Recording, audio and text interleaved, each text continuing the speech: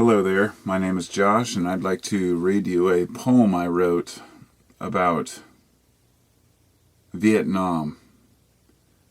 I tried to record this a few minutes back. I've been planning to record it for several hours, but haven't been able to start. And once I did and got halfway through, my recorder died. So I'm going to give this one more shot because this poem was something that I wrote and I wanted to share. Naturally, I have not seen any battle myself, and I obviously was not in Vietnam, but my father was, and he passed away from lung cancer at 42, carcinoma, which we believe was caused by Agent Orange. And his father was in World War II, and I know how bad war plays with our psyche, so I'm going to, without further ado, just get to the actual poem. This poem is called Vietnam, written on April 24th, 2021. Fortunate sons, the soldiers, their cattle, never seeing the heat of a battle. No necklace of ears or mortal fears. Can you hear them now? Gerald Bruner did, and tried to be bold. Shut your mouth, man. Do as you're told. Angered and hollowed out, left to fend for their brothers, none expecting a return to civilian life or to see their mothers. Just one more time. The downtrodden and ignorant, sent off to kill or be killed, is beyond a crime. To hand out candy to children before throwing them a grenade, then a shallow grave, along with their mothers and grandparents and brothers. A travesty. What future can we save? Where are the men? No matter. Revenge is revenge, served hot or cold. We will have the last word in the end. The smell of napalm in the morning, a mere warning. Chase in Sanborn, a lucky strike. An unlucky ambush. The smells of burning flesh wafting in the evening breeze. Rinse and repeat. Rinse and repeat. This darkness got to give. One way or another. There must be another. The ghosts of war haunt the jungles of our psyche. Or the desert, if you are so unlucky as to partake in the modern games they call warfare. They don't care. Guerrilla or gorilla, each will tear your limbs off given a reason, in spite of the fact we know what it means to bleed as a collective. Such treason. For those who wear suits and ties while wrapping themselves in an American flag, I despise. A true patriot protects his people, not his own agenda. How many young men have found God in desperation, defending their nation, or so they thought? How many aircraft carriers must be bought? Oh, how they fought, so valiantly, doing what they were told, strong, yet young enough to mold. Who could be so cold? Ask Washington. Nobody wants to talk about truths.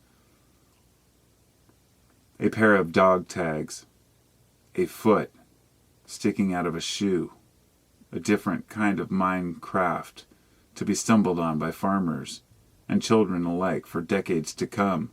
Oh, how fun! But we have rats to sniff them out. Don't you mind the mess we leave behind?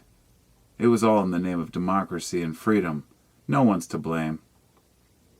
They said communism must be defeated. And even so, the greatest nation retreated.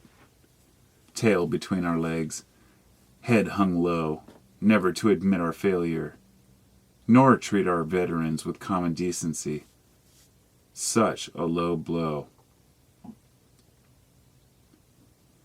Civilian lives are mere distractions, can't be slowed by their reactions. Women, children gather round. Step right up and find your way into the ground. The fog of war, those wild dances, we simply cannot take those chances. No surrender. Take no prisoners. Fear of the unknown can make a monster. Find your future. Be a man. Pay for college, that's the plan. If you're able and survive, be thankful that you're still alive. While 17 are lost per day to their own hands, what can one say? Tents and shelters swell with those who fell and go through living hell. We tell ourselves the ends justify the means. Does anyone really believe that? Perhaps. Until their child returns home in a pine box with a thank you letter for their service.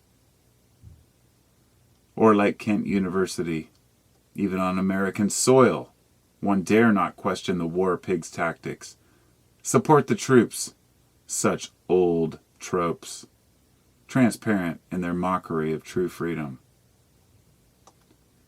Freedom for those with means, and Agent Orange for the rest. We thank Monsanto wholeheartedly for hiding the dangers of the chemicals used to defoliate entire regions and strip away the canopy of life. We need not know. Ignorance is bliss, so they say, but I don't buy it in any way.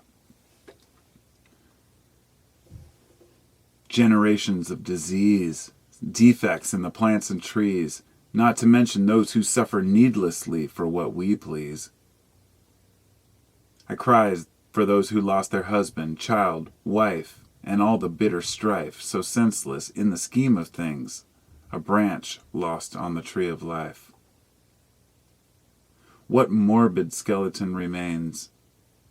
When the smoke clears, a return of the rains, but not too soon, no monsoon. We control the weather too, delay nature. We have work to do.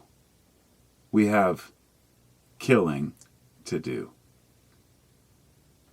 Killing in the name of land, resource, or what's above.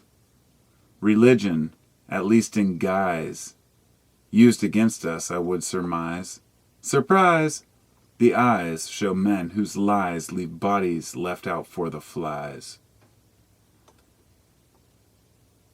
It's not enough for you and me to try and live in harmony. Rainbows end where hell begins, a branch that's broken on the tree. A psyche broken, promise too, that we can defend what we do. To one another in the field, I still see dog shit tags in that shoe. I've never seen a battlefield. Choices made for my own sake. My father never had that chance. His only life was theirs to take. Those who fight will come to know that war is nothing but a show. No result except for death. And watching men take their last breath, there really is nowhere left to go. I hold my head so goddamn low. What have we done? What have we done?